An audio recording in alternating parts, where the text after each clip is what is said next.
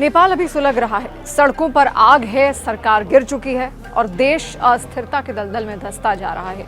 लेकिन अब जो खतरे की घंटी बज रही है वो बांग्लादेश में, क्योंकि जो पैटर्न नेपाल में दिखा वही कुछ महीनों पहले बांग्लादेश में भी शुरू हो चुका था।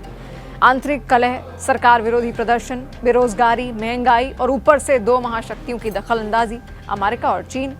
नेपाल में सब कुछ सोशल मीडिया बैन से शुरू हुआ और देखते ही देखते पूरा सिस्टम हिल गया।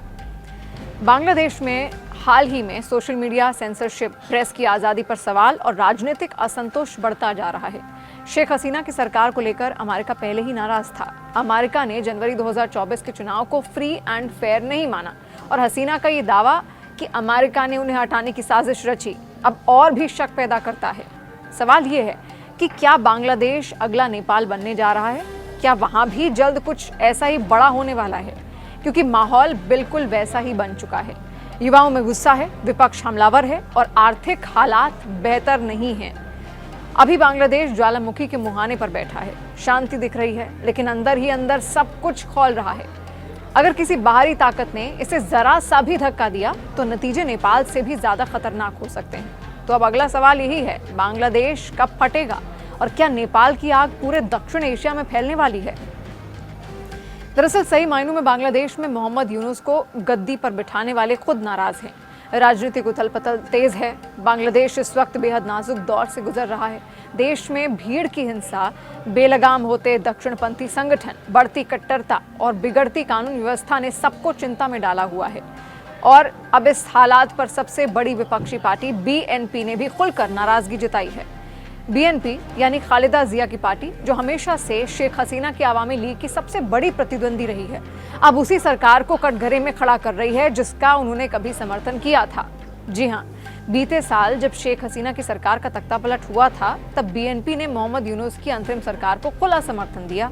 लेकिन अब वही यूनुस सरकार बीएनपी के लिए चिंता का कारण बन चुकी है।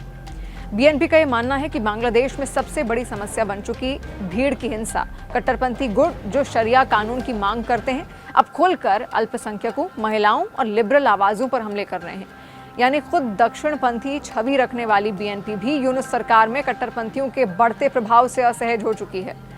बीते कुछ दिनों में बांग्लादेश में दो दिल दिला देने वाली घटनाएं सामने आई। पहली घटना में भीड़ ने एक सूफी संत की कब्र को अपवित्र कर दिया और उनका शव जला दिया।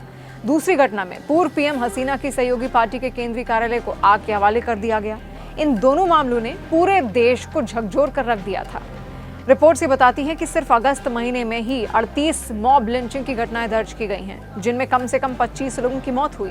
और यही नहीं, एक ताज़ा सर्वे के मुताबिक 80% बांग्लादेशी ये मानते हैं कि देश में भीड़ की हिंसा अब नियंत्रण से बाहर हो चुकी है। हसीना की सरकार को भले ही आलोचनाएं झेलनी पड़ी हों, लेकिन उन्हें एक मध्यम वर्गीय नेता माना जाता था। उन्होंने धर्मनिरपेक्षता, अल्पसंख्यकों और महिलाओं की सुरक्षा के लिए काम किया। अब यूनुस सरकार में जब अति दक्षिणपंथियों को खुली छूट मिल रही है तो ये सवाल उठने लगा है कि क्या बांग्लादेश फिर से उस अंधेरे दौर में जा रहा है जहां कानून नहीं, सिर्फ भीड़ का राज चलेगा।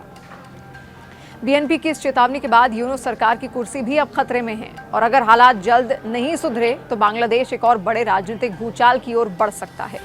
अब दुनिया देख रही है कि क्या यूनुस सरकार इस कट्टरपंथ की आग को बुझा पाएगी या फिर बांग्लादेश भी नेपाल और श्रीलंका की तरह अशांति की अगली कहानी बन जाएगा।